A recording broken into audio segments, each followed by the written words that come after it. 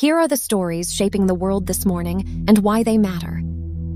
In Ukraine, former Minister Mikhailo Fedorov is openly calling for elections in the near future, even as the country remains under martial law and at war with Russia.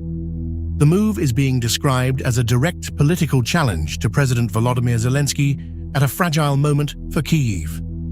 Under current conditions, wartime elections are constitutionally barred, and officials have long warned that organizing a national vote while millions are displaced, soldiers are deployed, and cities remain under attack would be dangerous and deeply difficult.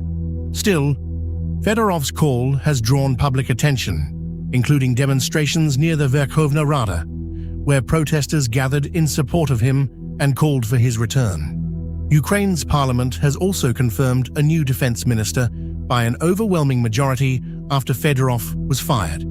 At the same time, Ukrainian officials say investigations are underway into senior figures in Zelensky's office.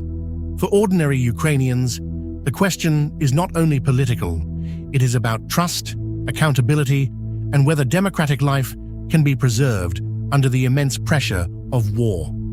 Ukraine's institutions are being tested by the battlefield and by public expectations at home. In Syria, Israel carried out 8 airstrikes on the runway in installations at Abu al-Duhur Airbase in Idlib, according to the Syrian government, with confirmation from Washington. The strikes damaged hangars and other parts of the airfield. No injuries were reported, but nearby residents described being frightened during the overnight attack. Turkey has been helping efforts to reactivate the airfield, which had been out of service since the civil war, and Ankara rejected Israeli claims that its involvement at the base posed a threat. U.S. envoy Tom Barrack criticized the Israeli strikes, saying they did not advance regional stability and calling them an unnecessary escalation. The attack comes as Syria's new government, led by President Ahmed al-Shara, is still trying to consolidate authority after the fall of the Assad regime. Israel has launched hundreds of strikes in Syria since that transition, citing security concerns. But each new strike adds uncertainty for civilians trying to rebuild lives after years of war. The immediate damage may be military infrastructure, but the wider risk is another cycle of regional confrontation that leaves local communities again living under fear from above. The end. In France, the government is apologizing after a cyber attack exposed personal information belonging to 7.7 million people through the tax office. The breach happened in June, but many affected people only began receiving notifications this week. The exposed data included phone numbers, home addresses, and taxable income, raising concerns not only about privacy, but about possible fraud, scams, and targeted harassment. Other public services were also hit, including government ministries, health services, and a prison. Officials have acknowledged security failures, while cybersecurity experts have pointed to missing two-factor authentication for staff logins as a serious weakness. Online, the hashtag #FrancePassoire has been used to mock the government's cyber defenses, comparing the state to a sieve. But behind the criticism are millions of people now wondering who has their information and how it might be used. For families, retirees, small business owners, and workers, tax data can be deeply personal. The breach is a reminder that digital public services need more than convenience. They need strong safeguards, fast disclosure, and a public sector that treats cybersecurity as basic infrastructure, not an afterthought. In the Democratic Republic of the Congo, the World Health Organization is warning that the Ebola outbreak is far from under control. Since the outbreak began spreading in May, nearly 5,000 people have been infected and more than 2,300 have died. WHO Director General Tedros Adhanom Ghebreyesus says the outbreak is moving unusually fast, and health officials are sounding the alarm because there are no effective vaccines for the virus behind this latest wave. The response is now being expanded. Officials plan to mobilize more than 1,000 additional health workers, and hospital bed capacity is expected to rise to 3,000. That matters because Ebola is not only a medical emergency. It disrupts families, schools, markets, and entire local economies. Health workers face direct danger while trying to identify cases, trace contacts, isolate patients, and keep routine care available for people with other illnesses. Communities also need clear information and trust, especially when fear can spread as quickly as infection. The scale of the outbreak is severe, but the planned expansion of staffing and treatment capacity shows that public health systems are still moving to contain it and save lives. In the United States, the Trump administration has imposed sanctions on leaders of the International Criminal Court, including ICC President Tomoko Akane, a Japanese judge who took office in 2024. Secretary of State Marco Rubio described the court as corrupt and politicized in a State Department statement. The sanctions call for any U.S.-held assets belonging to targeted ICC officials to be frozen. The move escalates Washington's long-running campaign against the court, especially over its investigation into alleged war crimes by American troops in Afghanistan and its arrest warrants for Israeli Prime Minister Benjamin Netanyahu over alleged war crimes. The ICC strongly criticized the sanctions and said it would continue to operate independently. The court said targeting its leadership undermines the rule of law and threatens the international legal order. For many countries, the ICC is an imperfect but important institution meant to address the gravest crimes when national courts cannot or will not act. For victims and families in conflict zones, international justice can be slow and frustrating, but it can also be one of the few formal paths to accountability.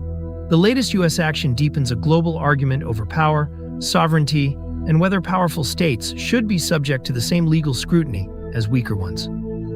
South Korea's military says the Ulchi Freedom Shield joint drills with the United States will end early at Washington's request. The exercises began Monday and had been scheduled to run through August 27th, but South Korea's Joint Chiefs of Staff now say they will end Friday, cutting the duration by almost half. The change follows President Donald Trump's order to substantially reduce the drills. The two allies are also discussing scaling back field maneuvers, and South Korean media report that counterattack scenario training against North Korea will be cancelled. Trump has said the exercises send a hostile signal to Pyongyang. At the same time, the Wall Street Journal reports that he is seeking a new meeting with North Korean leader Kim Jong-un as soon as autumn, possibly during Trump's Asia trip in November for the APEC summit in Shenzhen, China. For South Koreans, the stakes are practical and immediate. Military readiness, diplomacy, and the risk of miscalculation all affect daily life on a peninsula still technically at war. Reducing drills may create room for talks, but it also raises questions about deterrence and alliance coordination. The challenge is to pursue dialogue without leaving ordinary people feeling less secure. In Israel, the military says it will open criminal investigations into two prominent suspected war crime incidents involving its forces during the war against Hamas in Gaza. One case concerns the January 2024 killing of 6-year-old Hind Rajab in Gaza City. 6 members of her family and 2 medics were also killed in the same incident. The second investigation concerns the killing of 15 rescue workers in a convoy of ambulances and emergency vehicles in Rafah in March 2025. These cases have become symbols of the civilian toll of the war and of the dangers faced by medical and emergency workers in Gaza. Criminal investigations do not, by themselves, establish guilt or accountability, but they do create a formal process for gathering evidence, questioning decisions, and determining whether laws of war were violated. For Palestinian families who have lost children, relatives, and rescuers, the investigations may be seen as only a first step and possibly a late one. For Israeli society as well, military accountability is central to the claim that state institutions can examine their own conduct. The wider issue is whether investigations lead to meaningful findings, public transparency, and consequences where wrongdoing is proven. In Nigeria, campaigning has begun 5 months before the presidential election, with President Bola Tinubu seeking a second term.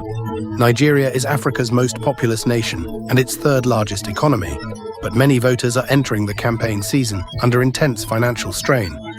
More than half the population lives below the poverty line, and inflation and the cost of living are among the top concerns.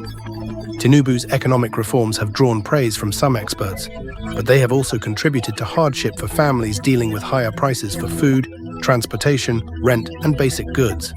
Security remains another major issue, with multiple crises affecting different parts of the country. Polling cited this morning found that 4 in 5 Nigerians think the country is headed in the wrong direction. That mood matters because elections are not only about leaders and parties. They are about whether people believe public institutions can improve daily life. For workers, traders, farmers, students, and parents, the central questions are concrete.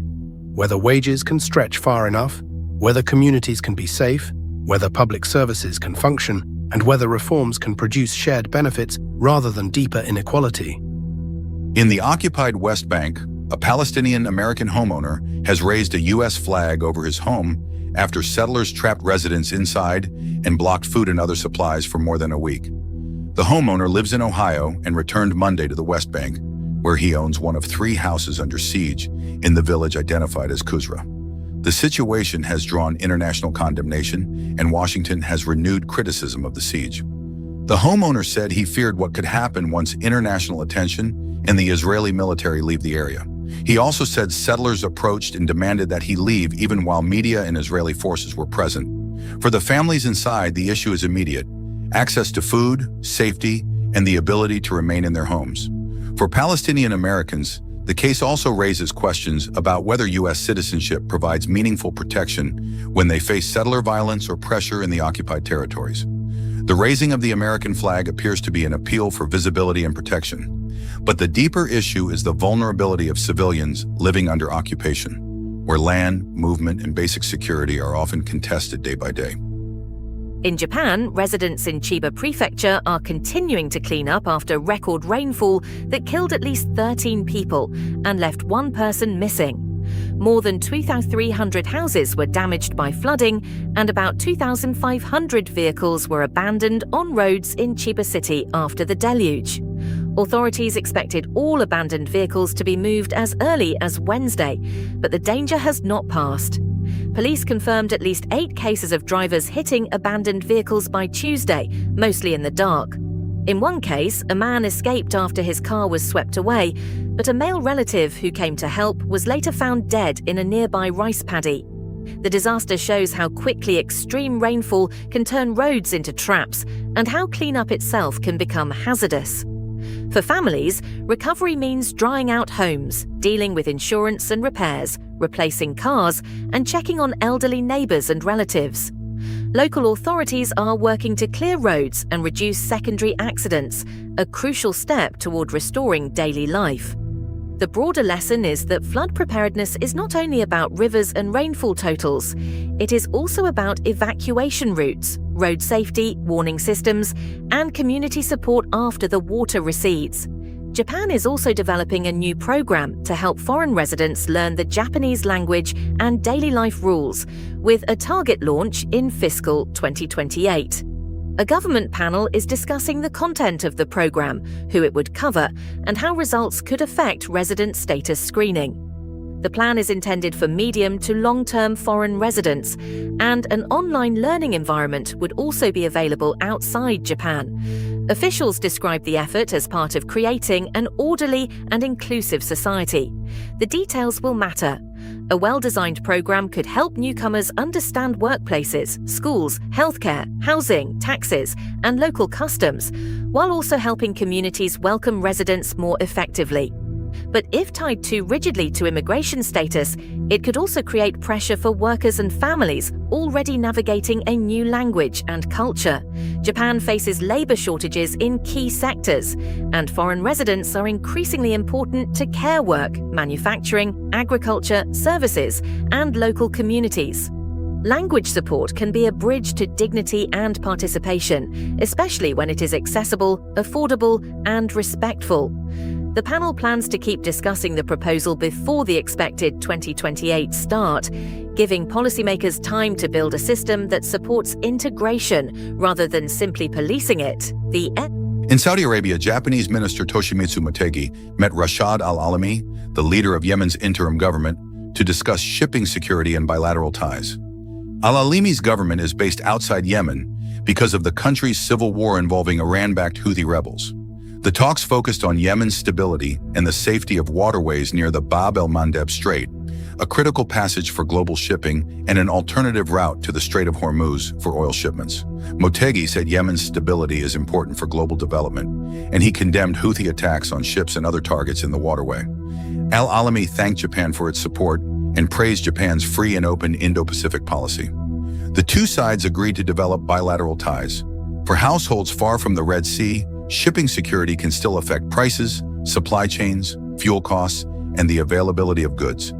For Yemenis, the stakes are even more direct: safety, humanitarian access, and the possibility of a more stable political future after years of conflict.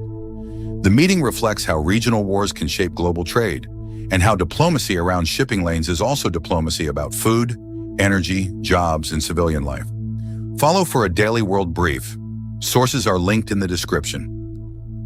That's the world as Minerva saw it. The end.